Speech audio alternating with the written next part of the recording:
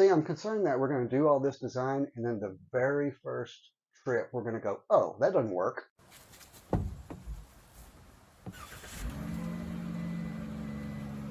You might be wondering why we haven't been working on the actual build out of the van. What are some of the reasons, Roger? We're slackers. So sort of talk a little bit about your plan. Okay, we're going to do, a lot of vans do this big garage thing. So the bed is up high, and you have this big open area in the back. You can put bicycles and all your youthful ski accessories and stuff. And we don't do that. This is sort of a survivalist van, you know. So I just want to, my goal is to be off grid and be able to survive 2 to 10 days without needing anything, you know, so food, electricity, water, without dying. And going camping. Yeah, we want to enjoy it for camping, but this is not van lifing. This is yoga. No yoga mats. This is. That was for you to sit on. There'll be no yoga in this. Look, if you're this is your pink yoga. Okay, mat. I could probably use this, you know, for. That's much nicer. Yeah. But pink is just not going to work. I'm for sorry, me. that's the color it is. I have standards. So the layout is going to be a little bit different. There's going to be a hallway here and a couch/bed on this side and a couch/bed on this side and a table. So this is like a working area, like this is the main room that you stay in right here. You sit here and there's a table. You can eat here. You can do everything. All the electrical will be on this side and the shore power will be there. And all the electrical will kind of be on this side with the big batteries. The water will be on this side, so there'll be a tank. It'll weigh a lot, and so our gray water and our regular water. So those couches will lift up, and you'll have access to that stuff. Otherwise, there'll be couches. And then that turns into a bed. That table will come down, and you'll put your cushions in the middle, and you'll have a bed. Now, I'm not sure I'm going to be able to use all of the width here, but we could sleep this way or this way. It's going to be pretty square. But we're not real tall. So I'm 5'2" and you're 5'7", 8? 5'8", yeah. So just in between these ribs is, 74 inches. So that's more than 6 feet right there. Oh. We could sleep this way.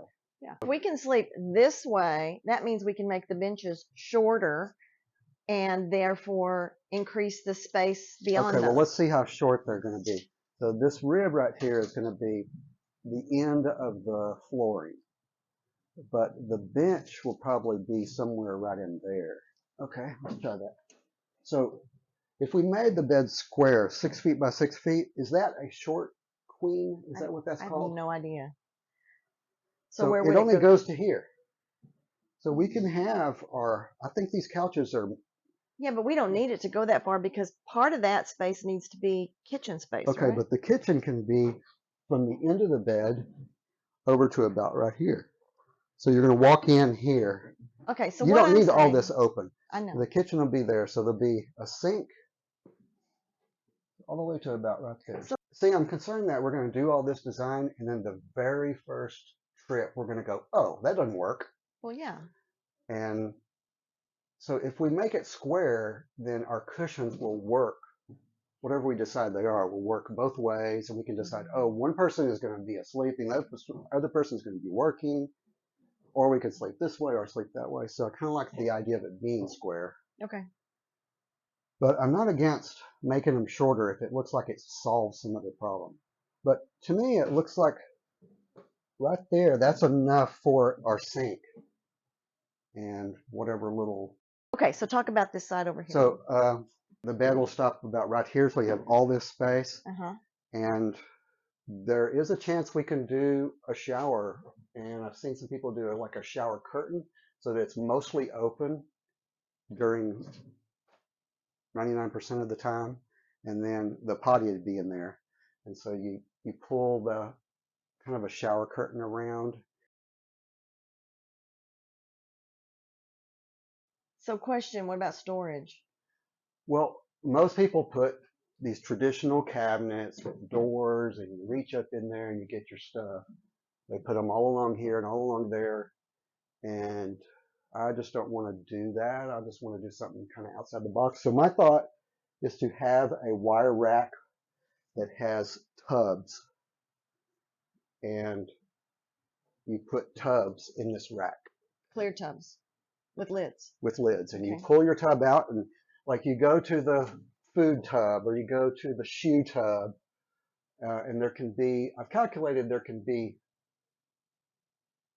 between 10 and 20 of those tubs, and we're talking about a 15-quart tub. It'd hold a lot of stuff. Okay. It would be more storage, I think, than all these cabinets that you can't reach up into, that you got to put lights in there to get to them, and the stuff rolls to the back, and then you have to make those cabinets adhere to this angle.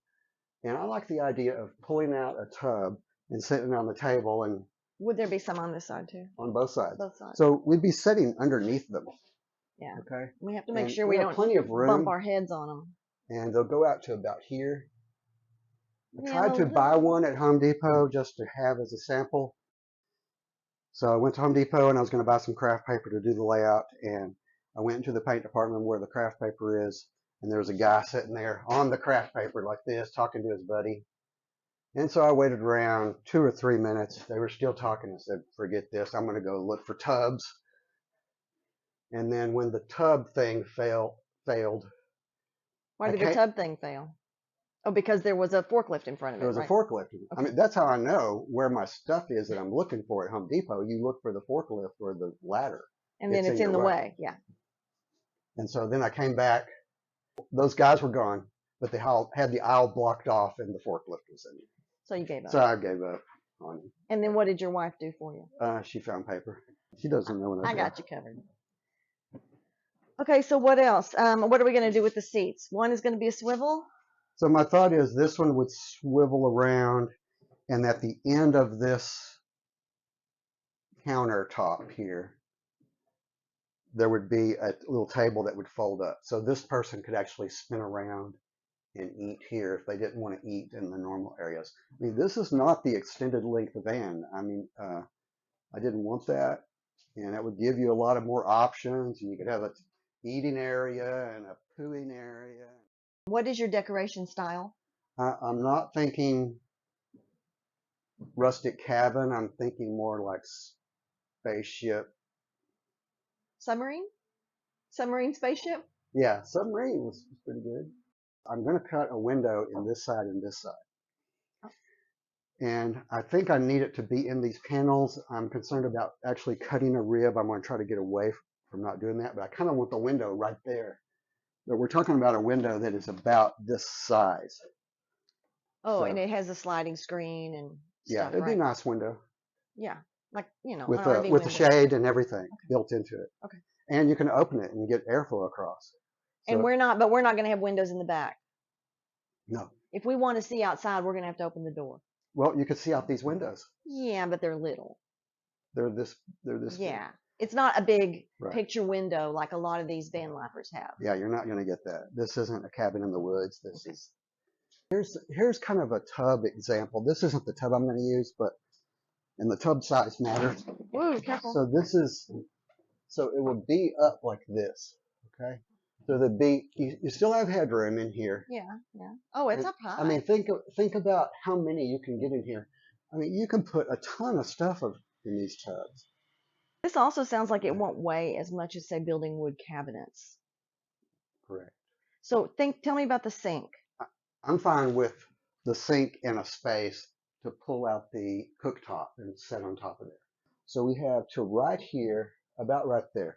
So we have, let's move it Show me how far out the sink is going to go. to about right here. Oh, okay, that's plenty of room. So it's plenty of room to, okay, and then So like I that said, first, there'll be a table that will pull up. so like this point Yep. here will be the counter from there Yeah. over. Okay. And then And- the table will pull up and And that gives us at least 32 inches. 32 inches. okay. So we got to do a countertop in 32 inches. I think a small sink and a countertop will work there. It's tight, but And you're going to give me a sink that can also twist around and spray outside to clean muddy shoes and stuff like that. If It's that's just a twisting that's thing. one of the things that I care very little about. If Yeah. Margo wants a twisty sink, Margo get Twisty a faucet. twisty faucet. Yeah. Twisty faucet. I don't think that'll be as practical as you think it is. It may not be, but I can see where it might be used if you have muddy shoes or you need to wash something outside. And the way this design will be is we can yank it all out in a weekend and put some cabinets up here if that's what we think. so tell them what you're thinking of using as building materials, the framing and all that. Well, I'm going to use probably use 80/20, which is it's an aluminum extrusion, which is it's 1 inch square. And it's got a T-slot on each side, so it can go on the walls, and your panels can go through it, and you can attach stuff to here, hooks or shelves or whatever. So it's real modular. So on the floor, what's your plan? I'm leaning towards 3/4 inch plywood, sealed really good with epoxy in and out, and just laid down on here. And what kind of flooring on top of that? Probably just a rubber, like that coin mat. Comes in a big roll. You know what I'm talking about? It's about quarters. It's got quarter-sized dots all on it. And then after a trip, you pull it out and you Hose it down. power wash it outside and you put it back in. I'm going to put a trim piece here at the end. It's my current plan. And that I can take out and I can look there. And I might even put a little fan system to kind of constantly blow a tiny bit of air so that air is constantly flowing. Because I've seen some real horror stories. I've seen people pull their ceiling down and it just pours water. And that's just from condensation. And they have all that insulation up there. It's all black. I want to be able to pull this out if I want to, clean it, bolt it back in. I don't want a lot of things like glue. Coming from my point of view is you see how dirty the flooring already is just from you getting in and out of it in the driveway. Yeah. So Not even how, very much. between pulling out the rubber mats, how are we going to clean the van while we're out camping? We're not going to carry a shop vac if that's what you're asking. Broom? We could do a little broom and dustpan. Like have one little bin that's cleaning stuff. Okay.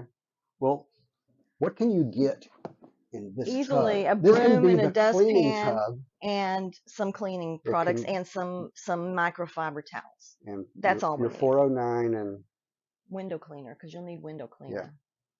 So yeah, just a small and if we supply have of 20 tubs like that, we can solve every problem in 20 tubs, I think. Okay. And I think it's okay if you go camping or if you get out somewhere and you got to stay for 10 days for some reason, and you get there and you say, crap, I don't have XYZ that you can survive. Yeah. Do you have food? Do you have the basics to keep your life going, like chapstick?